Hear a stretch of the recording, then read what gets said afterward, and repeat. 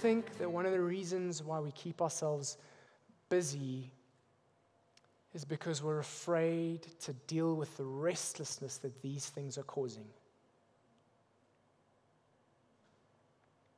We're afraid to stop because if we stop, these things are going to float to the surface. We're going to have to deal with them, and it's painful. And so it's far easier just to keep working, just to keep busy, just to numb ourselves, just to live with a mask.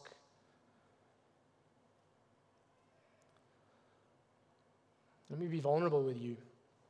One of the reasons why I find it so difficult to stop is because when I stop for long enough, the anxiety in my head becomes overwhelming. Overwhelming. I worry about everything. So I don't like to stop because then I know I'm going to worry. At least if I'm focused on something or doing something, then it gets stored away somewhere. So to summarize, we're busy as people largely because we're restless. And we're restless because we're afraid of dealing with it.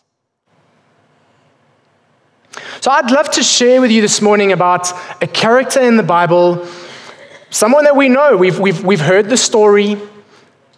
But I'd love for us just to dig a little bit into this character this morning, because I think what we'll find is that she's just like us. She lives with this restlessness, and she hides behind her work. So let's turn to Luke chapter 10. And we're going to read from verse 38 about the story of Martha.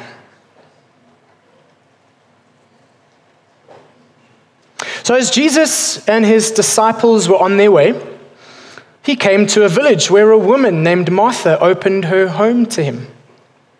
She had a sister called Mary who sat at the Lord's feet listening to what he said. But Martha was distracted by all the preparations that had to be made. She came to him and asked, "Lord, don't you care that my sister has left me to do the work by myself? Tell her to help me." "Martha, Martha," the Lord answered, "you are worried and upset about many things, but few things are needed, or indeed, only one. Mary has chosen what is better, and it will not be taken away from her." Now, unfortunately, this passage has been misinterpreted many times. Because, in fact, this passage is not a dig at hard work, as if working hard is unspiritual and sitting and have a long quiet time with Jesus is the most spiritual thing you can do. That's not what this passage teaches. It's not even taking a dig at Martha's work of hosting, as if in that moment she should have been hosting Jesus. She should have just been, spending time with Jesus. Like hosting is a bad thing. In fact, I think what Martha's doing is very honorable. She's opening her home to Jesus. She wants to be a good host. She wants to make sure that Jesus is comfortable. "Lord, can I get you a cappuccino, maybe a latte?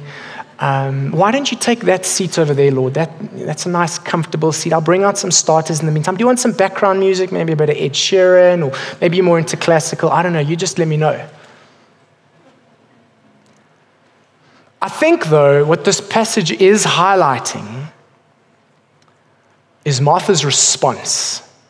Because I think her response gives us a glimpse into what's really going on in her heart. And it's this that Jesus is concerned about. Let's just look at verse 40 again. I'm going to read it again from verse 40. I just want you to notice. But Martha was distracted by all the preparations that had to be made. She came to him and asked, "Lord, don't you care that my sister has left me to do the work by myself? Tell her to help me." And just the Lord's gentle response, "Martha, Martha, you are worried and upset about many things, but few things are needed, or indeed only one. Mary has chosen what is better, and it will not be taken away from her." So what we know is that Martha is distracted. And that's not bad. She's distracted with good things. She's hosting Jesus well. But Jesus sees right through it. Just like, that Samaritan woman at the well, where she has all these things, and he just sees right through it. And he goes to the heart and he says, but Martha, you're worried and upset about many things. You're restless, Martha. And her response tells us that the many things that she's worried and upset about it can't just be that Jesus is okay. We pick up a deeper insecurity that is going on in this lady's life. I'm convinced that she's overly focused on her work. It's almost as if she's found her worth in her ability to please Jesus, to make sure that he's happy and comfortable. And that if she fails at this task, she's going to feel like a failure. Hey, I wouldn't be surprised if she has based her entire relationship with God on this transactional way of living. Hey, I'll make sure that I serve you well, God, and you'll be happy with me. And I'll feel okay about myself. But if I drop the ball, and I'm going to bash myself because I failed. And I mean, this is what society was like. It was a law-based religious society that wasn't made any easier by the Pharisees. And as a woman in that society, your job was to not be seen. You stay in the kitchen, you make sure that everything is fine. This woman is probably craving worth. And the way that she can get that is to make sure that she does her job as a woman well, and then she'll be loved and noticed.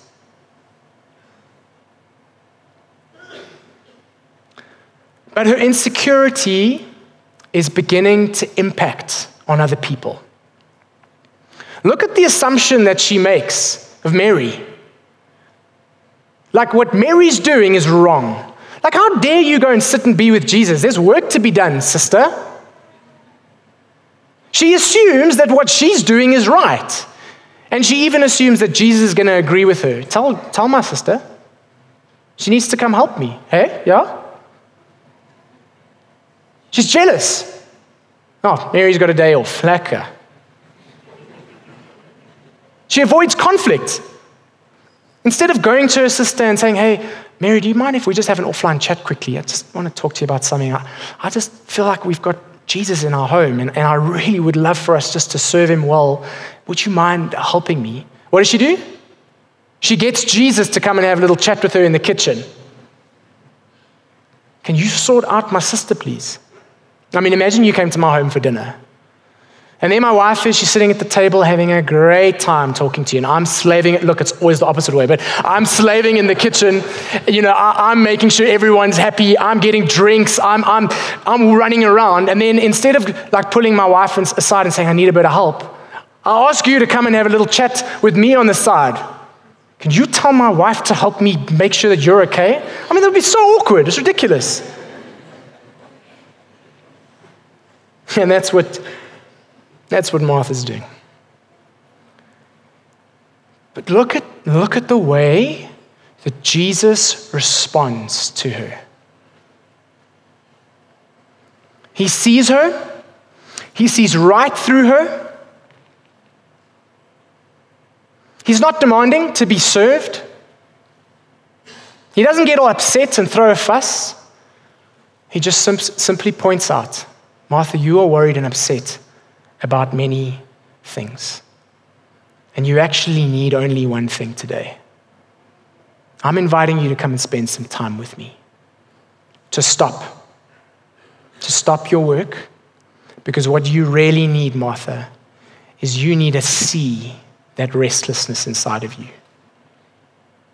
Kent Hughes, commentator, says that Martha did not realize that at that critical time in Jesus' life, he would have preferred her company over her service, and that he regarded her fellowship with him as more important than serving him a meal. Jesus is inviting Martha into relationship with him. That is what he really wants, and that is what she really needs.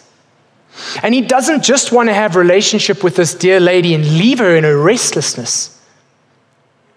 He wants to be the one who heals her, who redefines her, who gives her her sense of worth.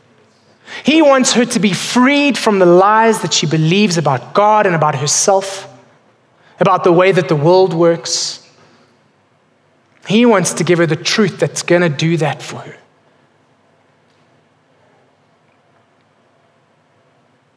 And as you sit here this morning, BBC, I know we can read the Bible and it can sometimes feel so far removed from us. But how are we any different to Martha? I mean, let's just get honest here. We're broken. All of us.